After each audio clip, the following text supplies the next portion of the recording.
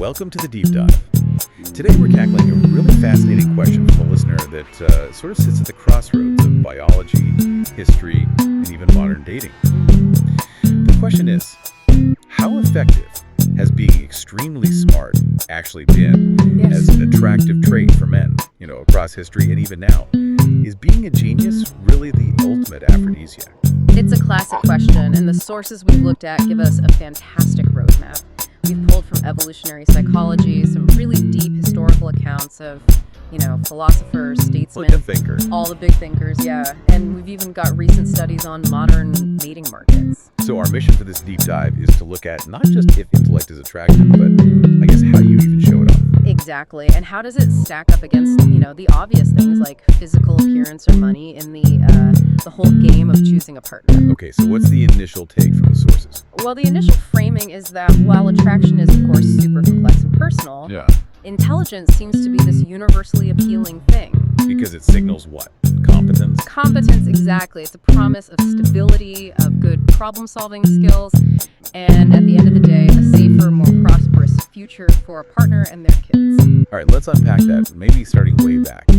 How would our ancient ancestors even demonstrate high intelligence in a way that's, attractive? It's not like they were handing out SAT scores around the campfire. No, exactly. For intelligence to be a trait that gets selected for, it has to lead to something tangible, something you can see. Right. Prehistorically, and for most of history, showing off your intellect was all about practical application. It meant you were the person who could find food reliably, build a better shelter, and, keep the group safe. So the ancient genius wasn't the guy reciting poetry, it was the guy who invented a better spear. That's it, precisely. Right. You were the one who could innovate, who developed, say, an atlaw to throw that spear farther, or designed a better fishing hook, or figured out the basics of agriculture. You were signaling your intelligence through results. Yes, through tangible outcomes, provision and protection. That innovation led directly to high social status, control over resources, and that made you an incredibly desirable. It's the ultimate show, don't tell.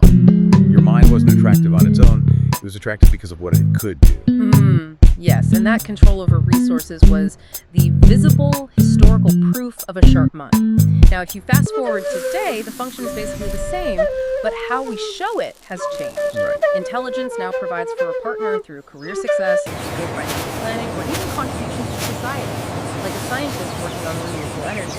It's still about creating better living conditions. So the key takeaway is that attraction to intellect is and has always been tied to the utility of that intelligence, the promise of providing